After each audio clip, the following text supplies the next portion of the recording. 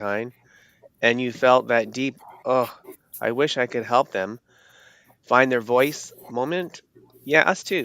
And today we're diving into something every parent eventually faces. How do we help our kids stand up for themselves respectfully without turning them into tiny warriors ready for battle? Absolutely. That's a challenge that every parent goes to, right? You want to help your parents, right? Um, or you want to help your kids. You want them to be able to deal with any situation, but we often fall short. And then how far do we tell our kids to go, right? We don't want bulldozers or pushovers, but these beautiful, balanced little humans who can say, "Hey, I don't like that," without creating a meltdown at the playground. Yeah, that's right, RJ. If that sounds like a dream, then stick with us because this episode is packed with tools, phrases, and real world examples and a few mistakes away so you don't have to repeat them. Hmm.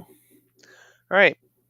So today's episode was inspired by a big question I see in my parent support circle. How can I help my child stand up for themselves respectfully? And it's such a great question, right? Because most of us are either taught to be way too quiet, just ignore it, and it'll go away, or to fire back with something spicy, or to get angry and frustrated. So, how do we make it so that that doesn't come back at our kids? Exactly, RJ. The goal isn't raising a kid who bottles everything up, but it's not one who responds to a playground dispute like they're on a reality TV show, which we've seen some of those crazy people, right, on reality TV shows. Exactly, right. We don't want to get on TV because we're crazed and you know um weird, shall we say. Yep, But so we're talking about balance, right? We're really going for balance here. yep, that's right. So let's jump into tip number one: emotional awareness. Before kids can speak up, they need to know what they're feeling. Absolutely. And honestly, most adults are trying to figure it out too, right? So be gentle with yourself. Don't assume you know it all. Yeah, that's right. That's pretty good facts there, RJ. If your child can say, I feel left out, or I feel annoyed, or I feel embarrassed, that's huge. That gives Mhm. them a starting. You can help by doing quick check ins like, hey, what was the best part of your day? What was the best part you wish you could change? Mhm. And another tip also is to read books together, right? Hmm. Pause and ask when you're reading books together, how do you think that character felt, right? That builds emotional vocabulary like magic, which is what we're talking about. Yep. Yeah, it's good time to read with your kids. A little personal time with them is always good, right? Oh, So yeah, let's sorry. get into I Uh, statements. yeah, so the classic but underrated I statement, it sounds fancy, but it's basically I feel blank when you blank because blank. Just getting them to state their feelings out loud in a way that gets the message across without feeling they're attacking somebody. Yeah, that's right. It keeps things respectful, no blaming, no attacking, just clear communication. So, an example of that would be I feel upset when you interrupt me because I want to finish what I am saying. Hmm.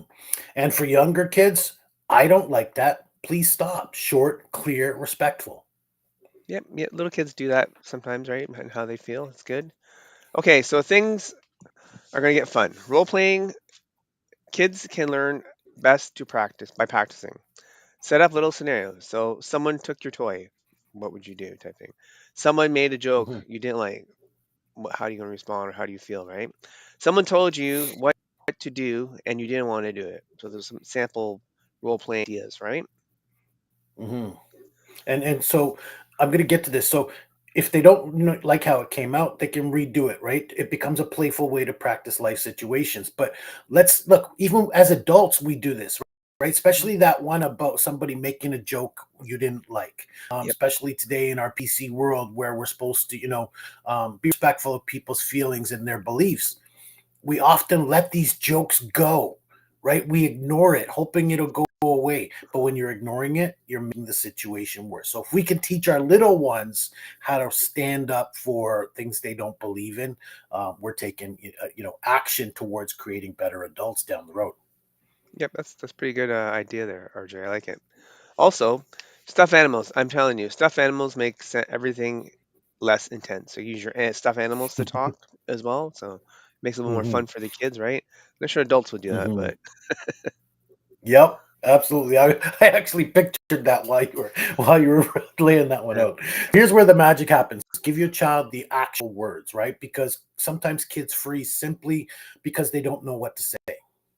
that's right. So you can try teaching some phrases like, "I don't like be calling that because please use my name." So like sometimes we get tease each other. Sometimes you gotta tell them, "Hey, use my name. Be more assertive." That Yeah. hurt my feelings, right? Hurt my feelings. Please don't do that. It's all part of standing up. And then by teaching the kids these certain phrases, it can help them to be more uh, positive and more self confident in themselves, right? Also, hey, it's like, Hmm. I don't agree with that. That's a good statement as well. And then say, stop, I want space. So sometimes you just Yeah, a got to lot of let times our kids know. kids, yeah, sometimes even us, we crowd our space, we crowd our kids, right? We want to be those caring parents, but sometimes we're overbearing in that. So teaching a kid that, look, just leave me alone for a few minutes, right? Just Mhm. leave me alone for a bit. Because look, even as kids, they need time to think. Yep, So, that's right. and parents practice them casually during waiting in the car, practice, waiting outside the school ground, practice, repetition, build confidence. Absolutely, RJ. So now here's something we forget. Kids don't learn assertiveness only during conflict. They learn about it by feeling capable. Hmm. Yeah, and that's why we have curriculars, right? Clubs, sports, arts classes, anything that helps them try, fail, succeed, communicate. These are all things that build inner confidence. Confidence is not knowing that you know how things are going to turn out and you're able to deal with it. It's knowing that you've dealt with things and are confident with dealing whatever may come up. Yep, for sure, RJ. I know I was in martial arts when I was a kid. It really helped me out tons. What about yourself? Did you play sports as a kid? I guess, no. I played lots of sports go as a kid. And you know what? Yep, I actually had a community, like a neighborhood community where kids can go, like a youth center, yep, and that kept me active, kept me off the streets, kept me learning about myself and learning how to work well with others. yep. So it does help, right? So hopefully other parents can Yeah. understand that and get their kids into doing something, some sports or some other kind of extracurricular stuff. Hmm. Fantastic, right? Hmm. So they need to feel more competent. They feel the easier it is for them to advocate for themselves, right, RJ? Absolutely. That's a big one. Sometimes your child can handle it, and sometimes nope, they need backup, right? Yep, that's for sure. Kids shouldn't be expected to handle bullying or unsafe situations alone. Teach them that asking for help is strong, not weak, because we all need help sometimes, and just by asking, you can always get it, right? Especially our young boys, right? We teach our boys that, you need to be tough and handle it by yourself. But, Yeah, asking for help is not a sign of weakness. It really absolutely. is strength, right? And Hmm. remind them, if it feels too big, I will always help you, right? Safety Yep, first, always. for sure, RJ. That's very good advice. So now, if you're listening to this and thinking, man, I could use some support like this, then you need to be inside our community. Yeah. So, and you get weekly. So the parent support circle is the place where parents come to connect, grow, and share real life challenges and wins.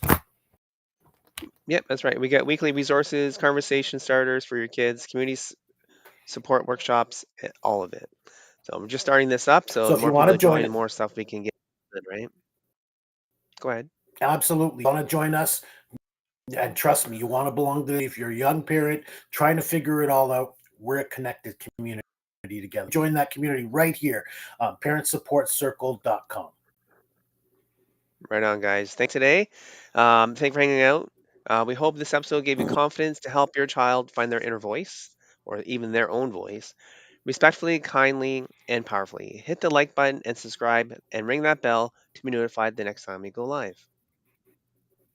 I get a smile every time I hear those words. Ring the bell, Yep. because that's what it's all about, right? We're trying to dingly noticed, right? So, and you look, Yep. you're doing a great job. Seriously, even listening to this proves how much you care. Yep.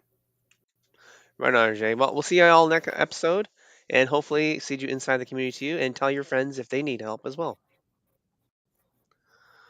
Yeah, and take care, parents.